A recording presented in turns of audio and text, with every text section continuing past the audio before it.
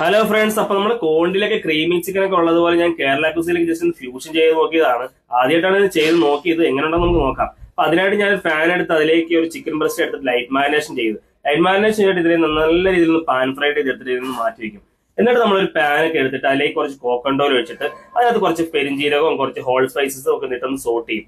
അതിലേക്ക് നമ്മൾ കുറച്ച് ഷാലറ്റ്സ് ഉണ്ട്, ഷാലറ്റ്സ് കൂടെ സോട്ട് ചെയ്തിട്ട് തിക്നെസ്സിന് വേണ്ടിയിട്ട് കുറച്ച് മൈദയും കൂടെ ഒന്ന് ആഡ് ചെയ്തിട്ടൊന്ന് സോട്ട് ചെയ്ത് വെക്കും.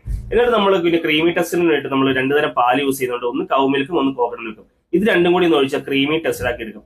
എന്നിട്ട് നമ്മൾ അതിലേക്ക് കുറച്ച് ആരോമാറ്റിക് പൗഡർ ഇട്ടൊന്ന് നന്നായിട്ട് എടുക്കും. പിന്നെ ആവശ്യത്തിന് നമ്മൾ കുറച്ച് പെപ്പറും കൂടെ ആഡ് ചെയ്യുന്നുണ്ട്. നിങ്ങൾക്ക് വേണമെങ്കിൽ സ്പൈസ് എത്ര വേണം അതിനനുസരിച്ച് നിങ്ങൾ പെപ്പർ ആഡ് ചെയ്തു. ഞാൻ അത്യാവശ്യം ഇവിടെ കുറച്ച് പെപ്പർ മാത്രമേ ഇട്ടിട്ടുള്ളൂ. അതും കൂടി ഇട്ടിട്ട് നല്ല രീതിയിൽ ക്രീമി ടെസ്റ്റിലാക്കിയിട്ട് നമ്മൾ അവസാനം ഇതിനകത്ത് കുറച്ച് ക്രീമും കുറച്ച് കോക്കണ്ട് ഓയിൽ ഒഴിച്ച് ഇതിനെ ഫിനിഷ് ചെയ്ത് മാറ്റി വെക്കും. എന്നിട്ട് നമ്മൾ നേരത്തെ ഗ്രില്ല് ചെയ്ത് വെച്ച ചിക്കൻ എടുത്തിട്ട് ഇതുപോലെ സ്ലൈസ് ചെയ്യും. ഇതുപോലെ സ്ലൈസ് ചെയ്തിട്ട് നമ്മൾ ഇതിൽ പ്ലേറ്റിലേക്ക് സെർവ് ചെയ്യും. പ്ലേറ്റിലേക്ക് സെർവ് ചെയ്തിട്ടുണ്ടല്ലോ, നമ്മൾ നേരത്തെ അടിച്ചു വെച്ചിരിക്കുന്ന സോസ് ഇല്ലേ, ആ